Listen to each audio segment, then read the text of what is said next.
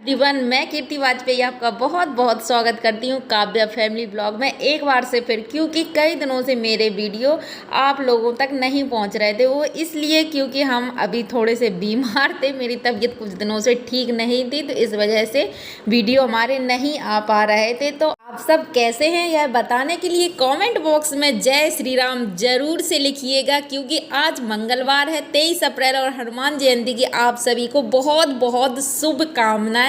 और आज विशेष दिन है क्योंकि इस बार हनुमान जयंती मंगलवार को ही पड़ी है, तो बहुत ही शुभ और विशेष दिन है।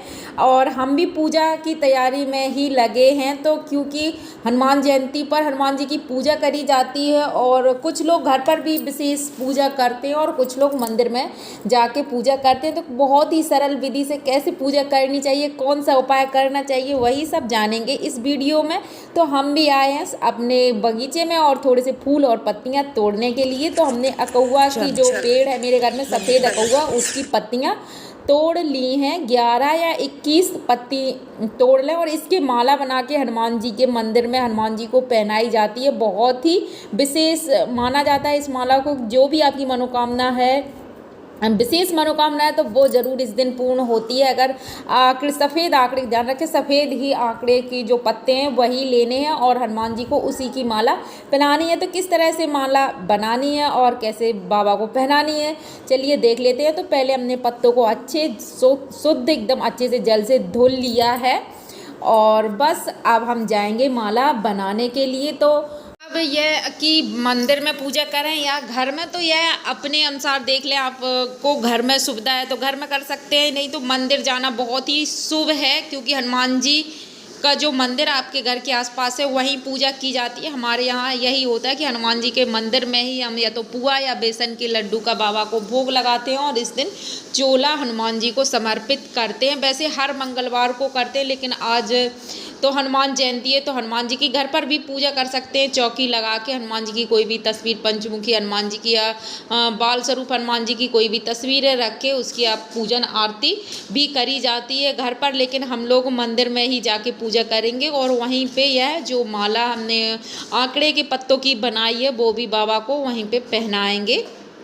क्योंकि कोई भी पूजा घर में करते हैं बहुत अच्छी बात है, लेकिन विशेष दिन है तो मंदिर में ज़रूर ही जाना चाहिए। सुबह से लेकर शाम तक कभी भी मंदिर में जा सकते हैं। तो मंदिर की बात अलग है, घर की बात अलग है। घर में भी पूजा कीजिए और मंदिर में ज़रूर से जाएं। तो हमने यहाँ पे 11 पत्ते लिए हैं, 11 या 21 पत्तों की माला बना लें। तो लाल मौली में हमने इस तरह से पत्ते पिरो दिए हैं और 5 पत्ते इस साइड रखेंगे हम और 5 पत्ते उस साइड। बीच का जो 11वां पत्ता है बीच का, उसमें आपको लिखनी होती है मनोकामना पूर्ति। जो भी आपकी विशेष मनोकामना है तो वो बीच वाले पत्ते में हम लिख लेंगे। तो इस तरह से माला बहुत ही सिंपल है, माला बना लेनी है।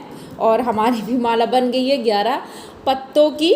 सभी पत्तों को पिरोने के बाद हमें सभी पत्तों में राम राम लिखना है। या तो चंदन से लिख लीजिए या फिर जो हनुमान जी को चोला वाला सिंदूर होता है, जिसमें पीला सिंदूर होता है, उसमें घी मिला के उसको एक कटोरी में अच्छे से मिला के रख लेते हैं। उसी को हनुमान जी को समर्पित करते हैं, हनुमान जी को लगाया जाता है। तो उस सिंदूर से लिखना बहुत ही शुभ माना जाता है, तो उससे भी लिख सकते हैं। तो हमने यहाँ पे हमारे पास चंदन था तो चंदन से ही राम राम लिखा है और चोला से भी लिख सकते हैं। बहुत ही चोला से लिखना बहुत ही शुभ, ज़्यादा शुभ है, फलदायक है, तो उसी से आप लिख लीजिए। और इस तरह से सभी पत्तों में हमें राम राम लिखना है। और जो बीच का पत्ता है उसमें आपकी जो विशेष मनोकामना है या कोई भी इच्छा है, या अगर इच्छा नहीं है तो भी आप उसमें राम राम ही लिख दीजिए और बाबा को जरूर से पहनाइए।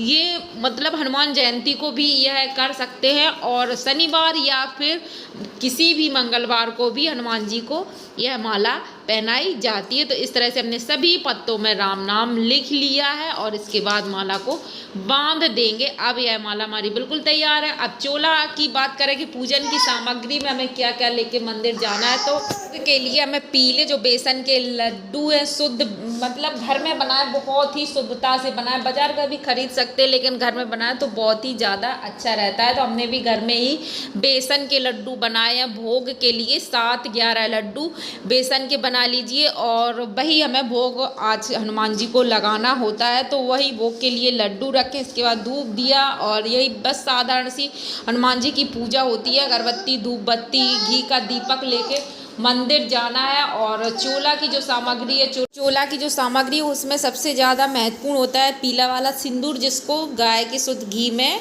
मिला के कटोरी में रख लेते हैं। और प्रसाद, अगरबत्ती, धूप बत्ती, दिया, बस यही लेके मंदिर जाना होता है और बाबा को समर्पित करना होता है। हनुमान जी की पूजा में सबसे विशेष चोला चढ़ाना ही होता है। तो हनुमान जी के अगर आप दर्शन भी हनुमान जयंती पे करते हैं और बाबा से आशीर्वाद प्राप्त करते हैं तो निश्चित रूप से आपको लाभ होता है और सारी परेशानियां ख़त्म होती हैं। चोला चढ़ाते हैं, बहुत ही अच्छा है। कुछ नहीं कर पाते हैं तो यह माला ज़रूर हनुमान जी के मंदिर में पहनाइएगा। जय श्री राम।